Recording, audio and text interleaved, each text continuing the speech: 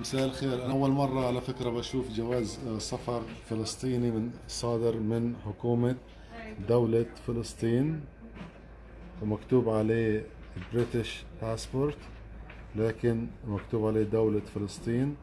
وعلى الناحية الثانية موجود جواز السفر حكومة فلسطين. طبعا هو في زميل إلنا أو شخص عزيز علينا أعطانا إياه نتفرج عليه ونشاركه، هو لأبوه وأمه آمين، لأبوه وجده وجدته. فلو طلع هنا جواز السفر صادر من المندوب السامي لصاحب الجلالة البريطانية في فلسطين. طبعا لو طلعنا على جواز السفر هنا، طبعا الاسم إيه، هنا طبعا صادر بال 1931 على ما أعتقد. لكن لو نظرنا على الأخ هان، مولود ب 1875، فهو الرجال وزوجته الله يرحمهم طبعا. آه، فيعني نطلع شوف كيف يعني فلسطين حتى موجودة قبل وجود دولة الاحتلال بمئات السنين، وفي نفس الوقت قبل ما تسمى إمارة الإمارات المؤامرات طبعا وتطاولها على فلسطين. طبعا بالرغم من صدور هذا الجواز من الحكومة البريطانية، إلا أنه بتنص هذا الجواز لا يخول حامله حق الدخول إلى إنجلترا أو ممتلكاتها أو مستعمراتها أو البلاد الواقعة تحت حمايتها أو انتدابها، إلا إذا كان قد أشر عليه خصيصا بذلك. كذلك لو نظرنا على الدول أو المسموح فيها الدخول، محطوط الممالك التي يعمل بها بهذا الجواز. يعني لم تذكر الدول، ولما ذكرت الممالك كسوريا، طبعا سوريا الكبرى، ومصر طبعا كانت اللي هي مصر والسودان، وتركيا طبعا اللي هي كانت الدولة العثمانية تضم أغلب الدول العربية. لو طبعا هنا بننظر بنلاقي اللي هي التأشيرات الموجودة، حتى هنا الخروج مثلا أي سنة بال 1931. طبعا هنا التأشيرات هنا لفرنسا. طبعا عمنا كان بحب السفر و يعني وكان بترحل كتير. لو نظرنا هنا اللي هو الأنظمة أو ريجوليشنز تبعت اللي هو موجودة بالجواز، اللي هو طلبات جوازات السفر الفلسطينية أو متطلبات تجديدها، يعني ما تنص عليه اللي هي تعليمات وحكومة الدولة الفلسطينية، وهنا حكومة فلسطين. طبعا هذا بالنسبة للجد الشخص اللي موجود. طبعا اسمه طبعا جان، الله يرحمه، طبعا جان هرنس. أما بالنسبة للجواز السفر الثاني، طبعا نفسه هو للابن جواز السفر، طبعا صادر من المندوب السامي لصاحب الجلالة في فلسطين. نطلب ونرجو باسم جلالته كل من له اختصاص أن يسمح لحامل هذا الجواز بحرية المرور من غير تواني، ومع ذلك تدليل كل صعوبة في سبيله. المشكلة انه هذا التعميم موجود على جميع جوازات السفر اللاجئين الفلسطينيين، وخاصة بين غزة.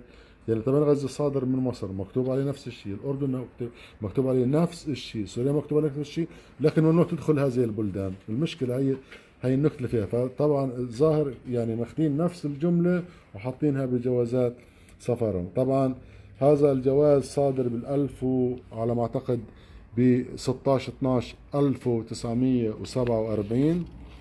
طبعا الله يرحمه الشاب كان شاب يعني هلا، مواليد 1928.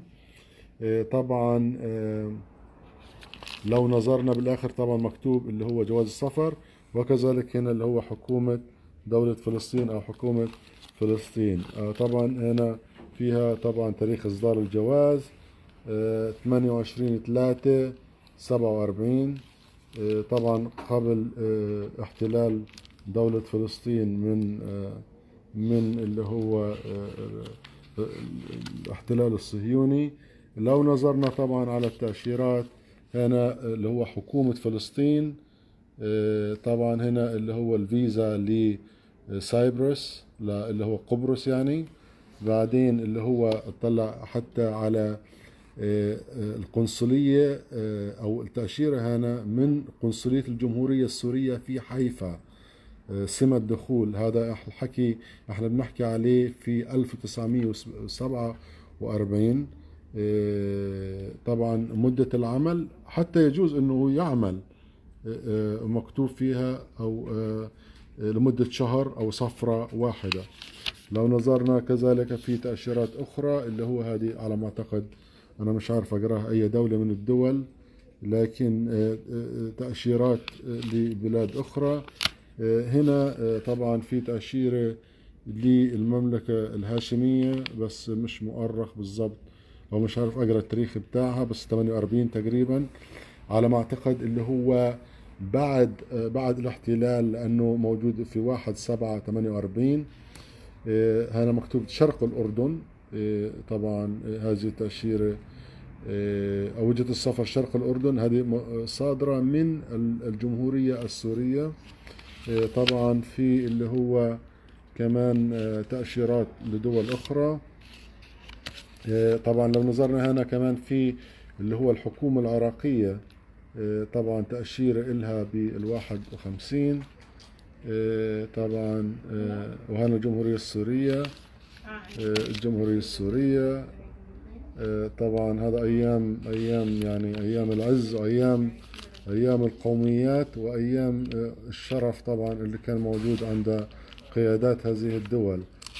لكن للأسف لم يعد كذلك، وأصبحت طبعا التحرك من مكان إلى آخر ومن منطقة إلى أخرى ومن دولة إلى أخرى تعتبر من أشد الصعوبات لدخول هذه البلدان، إلى أنه طبعا الأولوية الآن ليست للعرب لدخول الدول العربية. فطبعا زي ما احنا عارفين أنه أغلب الدخول للدول العربية تفضل للأجانب، أما بالنسبة للعرب يعتبرون درجة ثانية ليست كما كانت بالسابق. فاحنا يعني حبينا أمانة نشارككم في جوازات السفر الفلسطيني ونعتز في فلسطين كون فلسطيني يعني، وشيء بيفرح يعني انه شيء تاريخي مثل هذا الجوازات يعني مثلا لغاية وجودها لغاية الآن واحتفاظ أهلها في هذه الجوازات لهذه الفترة. وشكرا جميعا.